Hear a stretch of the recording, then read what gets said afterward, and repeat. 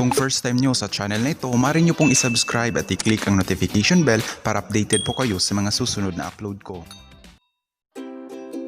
Maraming paghahanda ang kagawaran ng edukasyon para sa pagbubukas ng klase sa Agosto 24. Matatandaang sinuportahan ni Pangulong Rodrigo Duterte ang panukalang blended learning ng Department of Education, kung saan layunin nito ang patuloy na pag-aaral ng mga kabataan sa kabila ng pandemya ngayong hinihintay pa ang bakuna nito. Nakikita ng Pangulo ang simplicity at feasibility ng sistemang ito kung saan gagamitin ang internet o sa pamamagitan ng online learning, radyo at telebisyon at pagbibigay ng mga modules sa mga estudyanteng walang internet access. Isinulong din ng Department of Education ang DepEd Memorandum 53 Series of 2020 o Joint Implementing Guidelines on the 2020 Brigada Eskwela and Oplan Balik Eskwela relative to the current situation, at ito'y pagbabago sa DepEd Memo No. 32 and 14 Series of 2020 na nakasaad ang patnubay sa Brigada Eskwela at Oplan Balik Eskwela.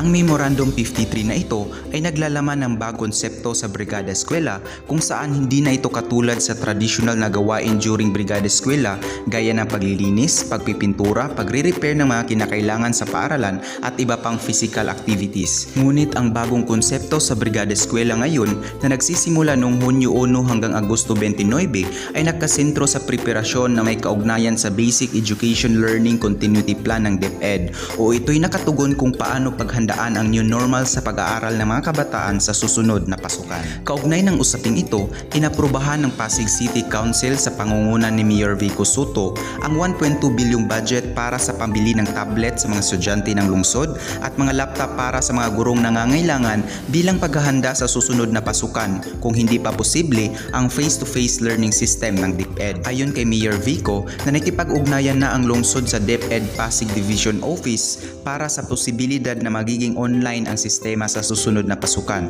at ayon naman kay Chairman of Committee on Basic Education Congressman Roman Romulo na naglalaan ng 1 bilyong piso ang LGU para sa nasasabing proyekto. Tinatayang aabot sa 138,000 estudyante ng elementary at high school, kabilang ang 75,019 elementary students, 49,100 junior high school students at 10,820 senior high school ang mabibigyan ng gadget na ang pondo nito ay galing sa Special Education Fund ng Pasig City. At dagdag pa ni Vice Mayor Eo Caroncio Bernardo ng Pasig na kasama sa programang ito ang mga estudyante sa daycare, grade school at pati na din ang mga estudyante na nasa SPED o Special Education. Kaugnay ng usaping pamimigay ng gadgets bilang paghahanda sa susunod na pasukan, kamakailan lang nagpahayag si Hart Evangelista sa kanyang social media post na mamimigay siya ng tablet sa mga magulang at estudyanteng walang magamit sa pagsisimula ng online class. Paalala ni Hart na i-DM o padalhan lang siya ng request sa kanyang Instagram account at mamimigay siya ng tablet sa abot ng kanyang makakaya. Pakiusap ng artista na huwag sa kanyang Twitter account ipadala ang mensahe dahil hindi niya ito mapapansin. At kaugnay pa rin sa paghahanda sa susunod na pasukan, ang Gapan City sa Nueva Ecija ay magkakaroon ng internet connection na 5 Mbps ang lakas ng signal sa mga bahay nito at magbabayad lamang sa halagang 50 pesos sa loob ng isang buwan.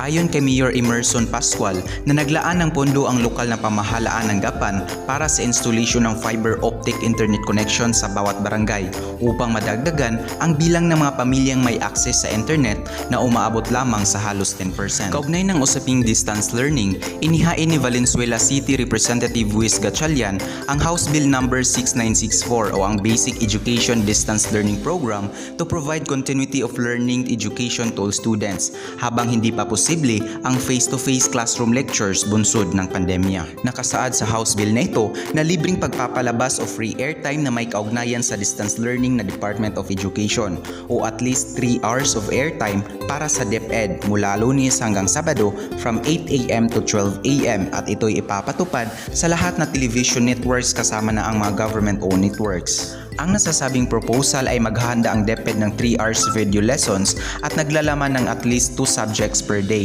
Naniniwala si Representative Gatchalian na ang TV broadcast bilang alternatibong paraan sa pag-aaral ay accessible sa masa sapagkat ayon sa pag-aaral ng Philippine Survey and Research Center o PSRC na halos 87% na household sa buong bansa ay mayroong telebisyon at 82% din sa mga bahay sa buong bansa ang mayroong internet connection.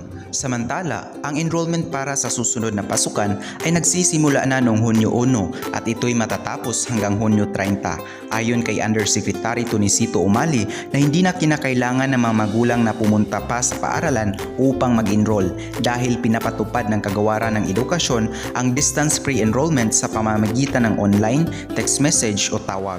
At ayon din sa DepEd na magkakaroon ng survey during enrollment kung saan ang mga magulang ay tinatanong. Kabilang sa mga katanungan ito ay ang availability ng mga gadgets, internet connection at ang preferred na learning modality ng mga magulang para sa kanilang mga anak, kung online ba, television, radyo o printed modules.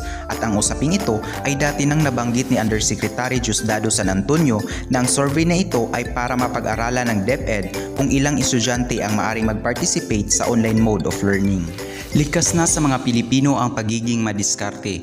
Ika nga, kung ayaw maraming dahilan, kung gusto maraming paraan. Naway ang mga panukalang paraan ng Department of Education ay maisakatuparan ito ng maayos at kinakailangan din na lahat tayo ay magtulong-tulungan, lalo na ang mga magulang na may malaking responsibilidad sa pagdidisiplina at pag-antabay sa bagong sistema ng edukasyon sa susunod na pasukan.